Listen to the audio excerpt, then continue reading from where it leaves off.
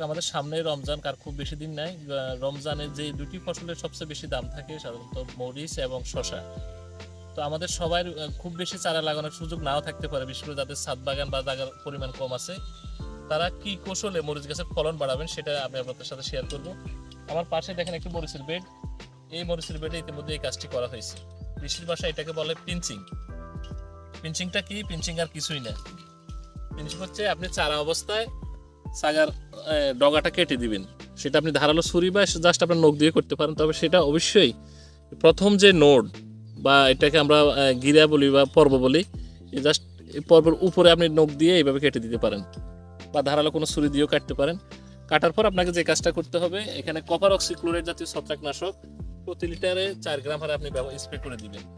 তো এটা করলে আপনার কি হবে, এখানে অনেকগুলো ব্রাঞ্চ হবে। দেখেন এখানে এই চারাগুলোতে এটা ইতিমধ্যে করা হয়েছে।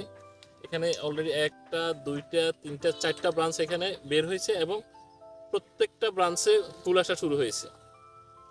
তাহলে এখানে এভাবে যদি আপনি আপনার 3-4টা মরিচ গাছ থাকে এবং প্রত্যেকটাতে আপনি পিঞ্চিং কৌশলটা অবলম্বন করেন, তাহলে এটা খুব দ্রুত ব্রাঞ্চ দিবে এবং তাড়াতাড়ি ফুল আসবে এবং প্রত্যেকটা ব্রাঞ্চে ফল আসবে এবং ফল ধারণের পরিমাণও বেশি হবে। এই গাছগুলোতে ইতিমধ্যে এটা করা হয়েছে এবং দেখেন এখানে এই যে 1টা ব্রাঞ্চ 2টা ব্রাঞ্চ 3টা 4টা ব্রাঞ্চ এবং প্রত্যেকটা ব্রাঞ্চে কিন্তু মরিচ আছে।